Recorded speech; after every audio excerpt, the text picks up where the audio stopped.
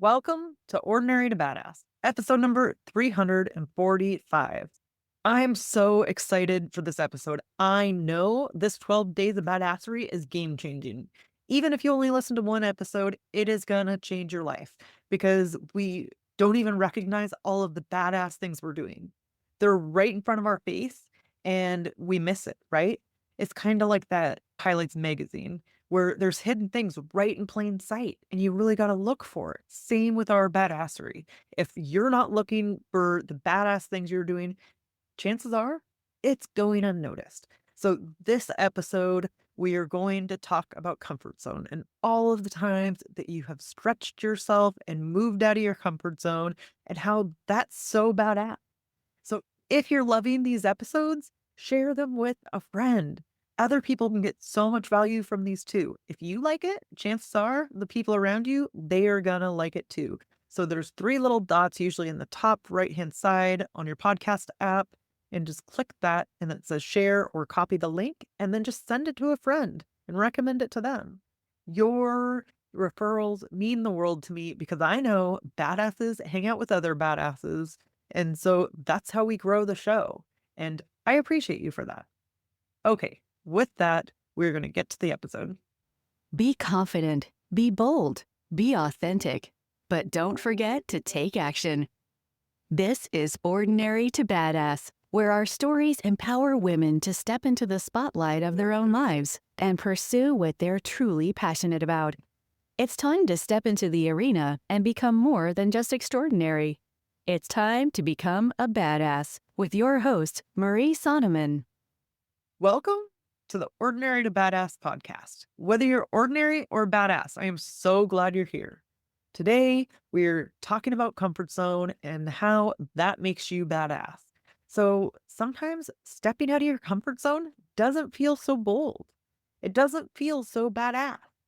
It feels freaking scary. I don't know about you, but I can get terrified about just pushing my comfort zone, stepping out of it, and I feel weak because oh man, this is so hard. We put that in our head, right? Rather than realizing, oh, felt scared, I felt weak, but I did it anyway. So don't undermine or underestimate the power of pushing your comfort zone, even though it feels scary, even though you might feel weak or doubt your capabilities. That does not matter. You can have the doubt and take action anyway. And that, my friend, is so badass. Having doubt, but yet having the faith that you're going to get through it anyway. Having the faith that you are a badass and you will figure it out one way or another. It doesn't even matter how it turns out. The end game really doesn't matter. It's the fact that you took the step, that you did something you weren't comfortable with. You did something that scared you. That is the badass piece. So don't focus on things where you only had successes. That's not the point here. The point is when you stretched yourself, when you did something hard, even though it didn't turn out the way you wanted to. If you have successes at the end of it, cool, but don't let the other ones stop you. So example is I put in for a chief position somewhere, right? And I didn't get it. I failed miserably. But that's okay because I felt uncomfortable. It was hard. It stretched me. It grew me.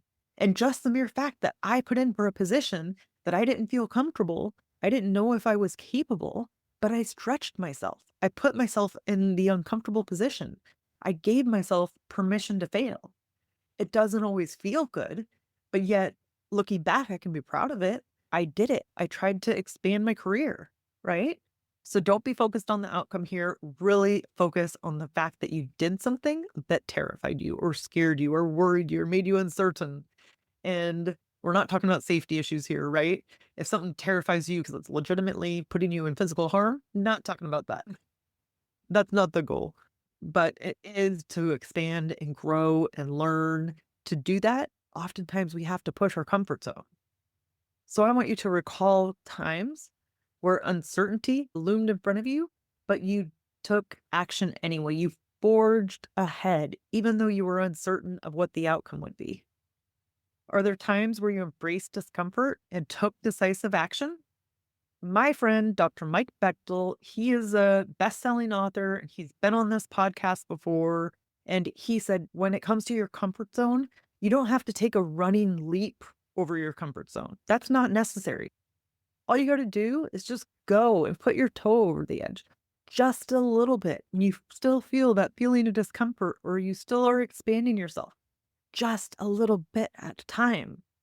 So when you're writing in your journal, ordinarytobadass.com/12, when you're writing in that journal, remember the times where you just barely pushed your comfort zone, because that's all it takes is barely push it. Just do 1% every day, right? And then the results of that are still huge. So don't underestimate the power of 1%. Don't underestimate the power of just putting your toe over the edge. Feeling that slight discomfort, that's fine too.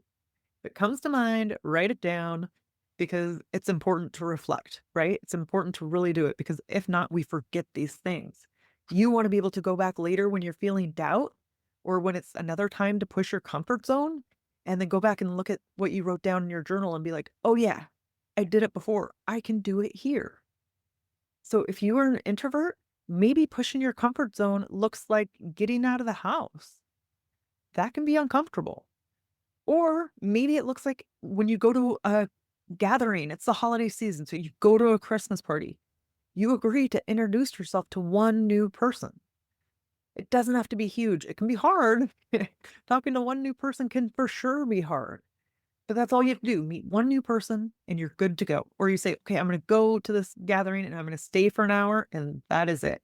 At least you're getting out of the house. At least you're pushing your comfort zone, doing something a little bit different. As they say, insanity is doing the same thing over and over and expecting a different result. So if you want a different result in your life, you got to push your comfort zone a little bit. I know it's hard, but that's what makes you a badass. At work, have you ever volunteered for an assignment that made you uncomfortable, that felt like a stretch? It was a little bit hard to do, but you volunteered for it anyway. I don't care if it's because nobody else volunteered for it. That doesn't matter. It's the fact that you volunteered. Or have you ever been given a role by a supervisor and you didn't think you could fulfill it? You didn't think you could do it because it seemed so hard, but you did it anyway. Write that down in your journal. Ordinarytobadass.com/12 to get your journal, 12 Days of Badassery, to make sure to document this, put it in writing. What have you done that made you uneasy, made you nervous, made you unsure? Can I do this? Am I enough? Will this work? Write that down, because if you did it, that is worth it. That is something you should write down, because it was badass that you took that step. So there is a misconception out there that life should be easy. Life is not easy. It's probably never going to be easy, right? There's certain days that might feel easy, but there are a lot of hard days too. It's important to note that if you're feeling comfortable all the time, you're probably not growing.